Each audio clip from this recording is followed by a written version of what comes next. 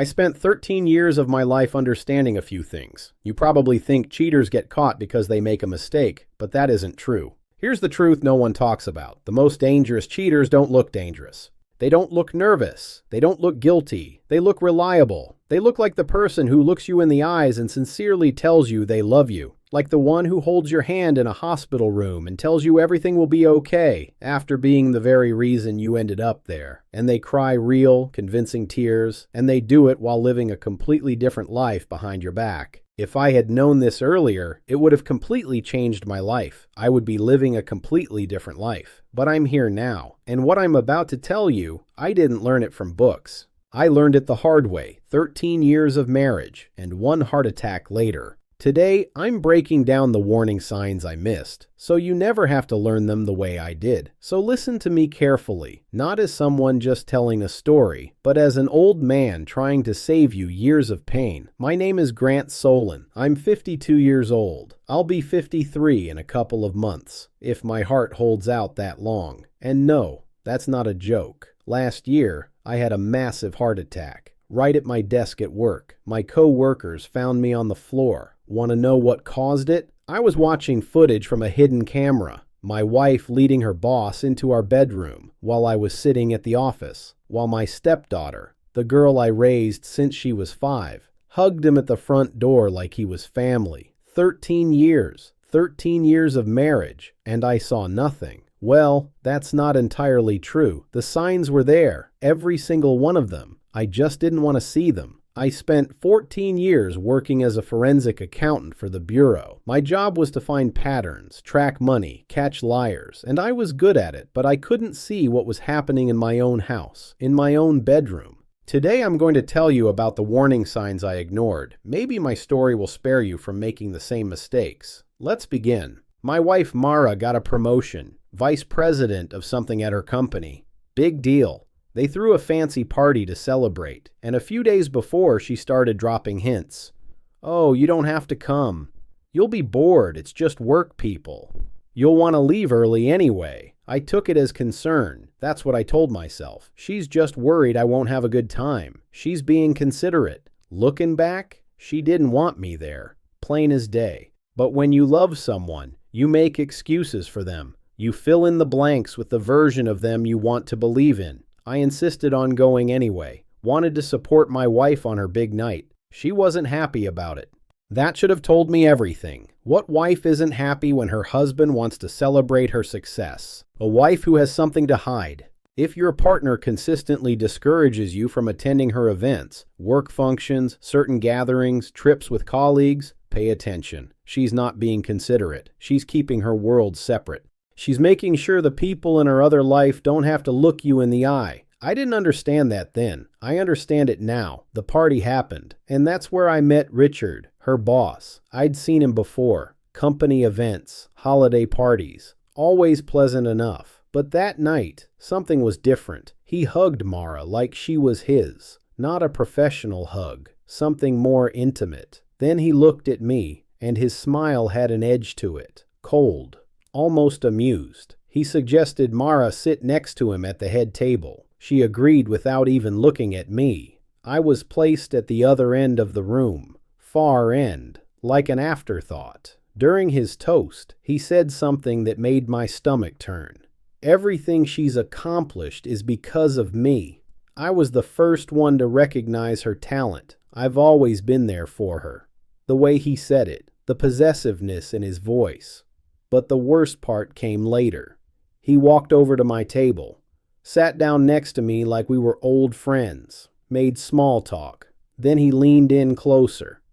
You know, he said, I probably know your wife better than you do. I didn't say anything. She tells me everything, Grant.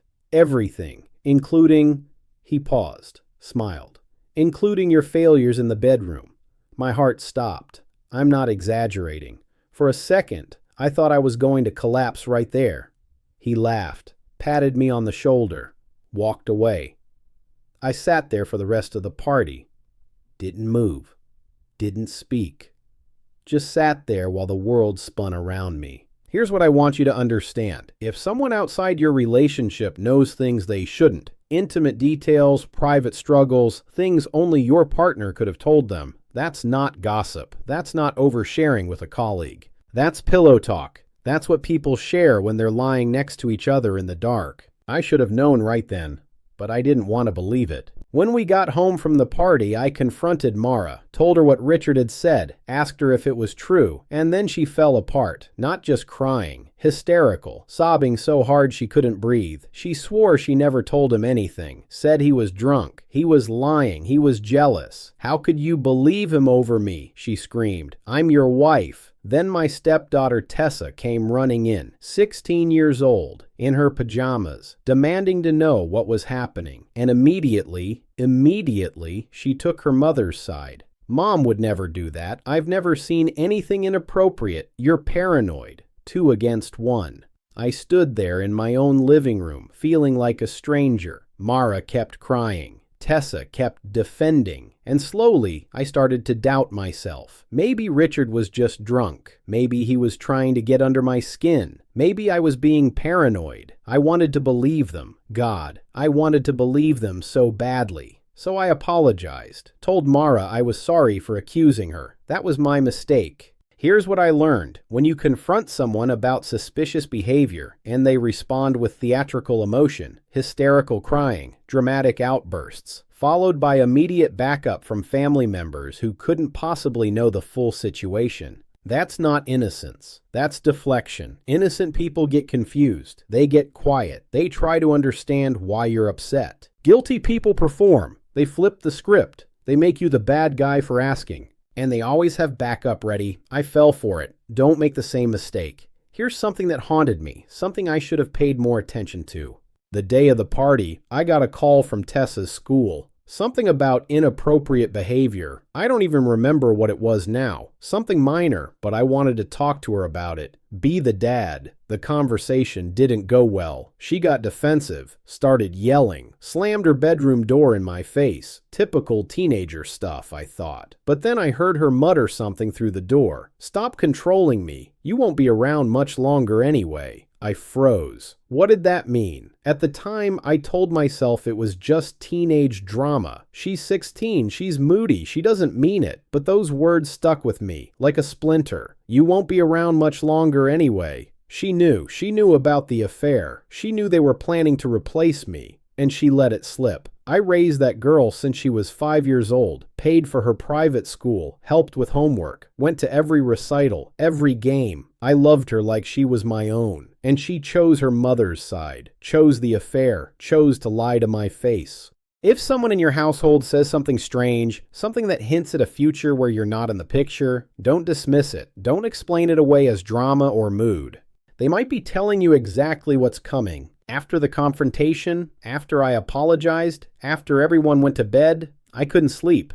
I lay there in the dark, and this tightness in my chest wouldn't go away. This anxiety, this feeling that something was deeply wrong. I replayed everything. Richard's words, his smile, the way Mara hadn't looked at me when she agreed to sit with him, Tessa's comment about me not being around much longer, little pieces, little fragments. They started fitting together in ways I didn't want to see. I took a sedative, tried to force myself to sleep. It didn't work. By morning, I had made a decision. I needed certainty, one way or another. Here's what I want to tell you about gut feelings. Your subconscious picks up on things your conscious mind refuses to see. Micro-expressions, voice changes, patterns of behavior. Your brain is processing information constantly, even when you're not paying attention. That anxiety in your chest, that feeling that something's wrong even though you can't prove it, that's not paranoia. That's your survival instinct trying to protect you. I should have listened to my gut years earlier. I didn't. I made excuses. I talked myself out of my own instincts.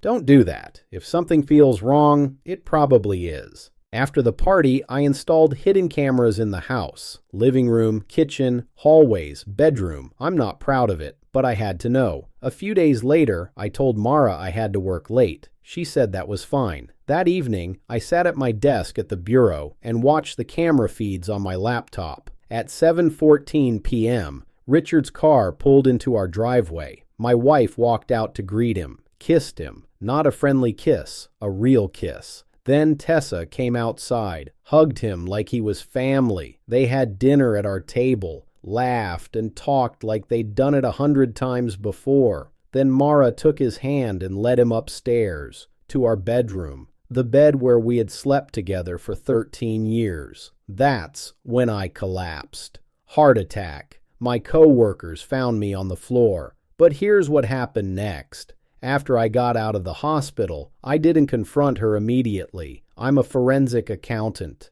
I know how to investigate. I know how to be patient. I pulled our financial statements, bank records, credit card bills, and I found things. Motel charges, hotels I'd never stayed at, purchases from lingerie stores, expensive stuff that I'd never seen Mara wear, at least not for me. Then I dug deeper, accessed her work laptop one night while she slept. I'd watched her type her password on the cameras. What I found was worse than the affair. $340,000, laundered through shell accounts over 2 years. My wife wasn't just cheating on me. She was helping her boss commit financial crimes. Here's my advice.